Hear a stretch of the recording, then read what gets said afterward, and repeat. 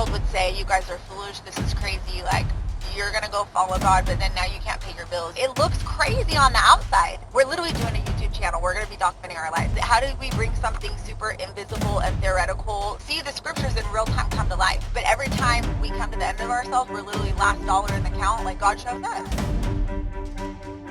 Where are you about to go to live for several months? Africa. What do you think it's going to be like when you go over to Nigeria? What experiences do you think you'll have? Do you have any idea? No. Do you still feel like it's a great move? Yeah, because it'll get us closer. We'll be able to spread the gospel more. I feel like God will definitely teach me a lot more through people there. It's just going to change my perspective on how I think and everything that I think I'm entitled to, which is a really big thing that I deal with. It'll really just like break it down and show me what I'm doing wrong and what is the right way. Welcome everybody to the channel, to the lifestyle behind the scenes of what really goes down in a pastor's life. It's not pretty, mostly. It's the acting you see on stage is just that's stage acting. So this is it. This is what we're about to head out around the world and do. And I woke up this morning and I said, I have a choice. Do I want to teach my children to live a life of pleasuring themselves through material, education, physical, whatever, trying to bring God into their plan of life? We have a choice. We can ask God, who am I? What do you want to do in my life? Who do you say that I am? Where do you say that I go? I'm so excited because this is definitely 15 years in the making. We always knew that we were meant to go to the nations, but we didn't realize it was going to take this long. We thought we were actually going to take our kids to the mission field when they were a lot younger. Delay upon delay, and now we just feel this urgency in the spirit. If we don't do it now, we're going to miss it. Obedience is everything. And a lot of people look at us like we're crazy because they're like, how are you going to go when there's so much persecution happening? But what's coming out of Nigeria is the faith, the capacity for the Spirit of God to move is beyond anything I've ever witnessed.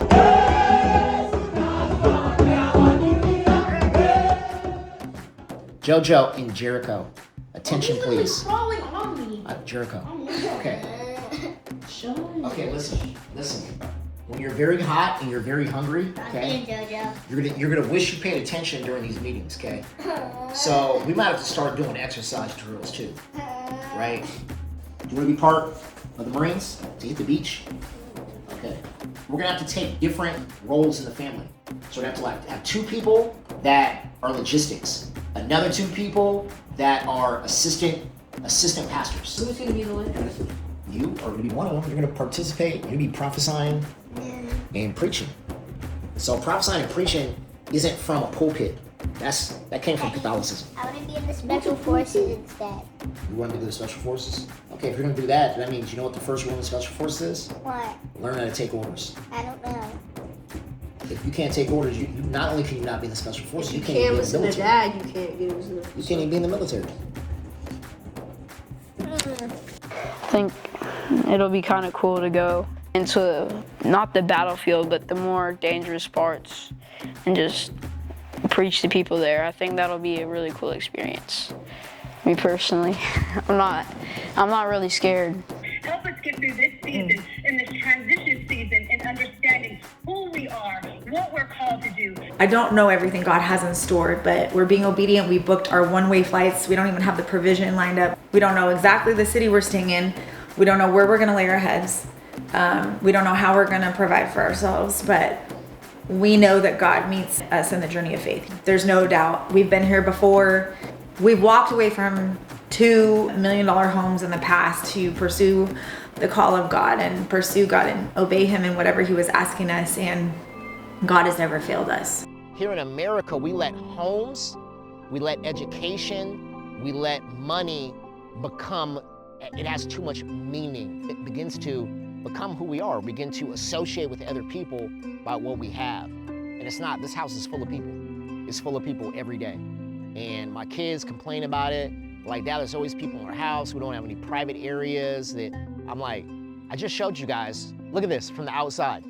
First of all, that was God's church, okay? That's where we met deep. We packed that room. Demons done ran out of that room. That driveway right there, I've had people with demons that have stole, done all kind of stuff, and they won't even cross the threshold right there. I've seen twice this happen. I've seen spirits. One, I spoke to the spirit and it went right back on the other side of the driveway and then started talking to me from the street. The other time, the guy just paced back and forth across the driveway. He would not cross the threshold. You know, we just built this custom home here in East Texas on family land that we had inherited, and now here we go again. You know, God, wherever you want to send us like the wind. Freedom in Jesus, freedom in the Father, freedom in the Spirit. I ask for a new language to be spoken in this ministry, a language that is a liberating language. We have 4 boys. They have their own playroom because I pictured this. I designed the house and drew the house up myself. I designed it, built it, engineered it, the whole thing to specifically fit ministry. When you got 4 boys playing sports, you gotta have 2 washers and 2 dryers. That could also be, they don't have this much room anywhere else in the world to have 2 full-size commercial washers and dryers. But in America, in Texas, right, everything's big. This was the church in here.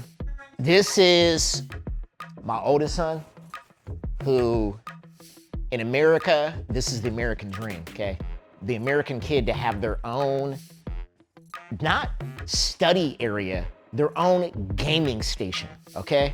So now he's still a straight A student, goes and plays sports. He earns it, really, really hard worker. He already has a job at like 14, so. Are you 15? Okay, 15.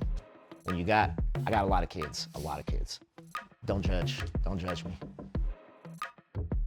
Who are your parents? What do they do for a living? Praise God.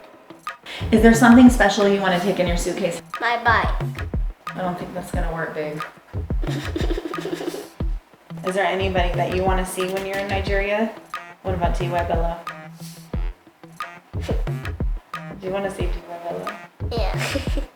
My old soul. I know the 2 littlest ones are gonna be whining at first. They're gonna be. I'll adapt faster because I've been there before, me and Macarius, but the constant humidity, a lot of places don't have AC, and the food for sure, everything's spicy. That fish stew, terrible. But then what was it like when you saw all those teenagers like dancing in the middle of the church?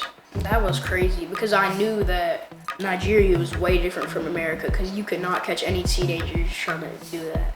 They would try to act too cool and like they would just be sitting down not listening and be rebellious. But in Nigeria, they're really for the Lord, you know?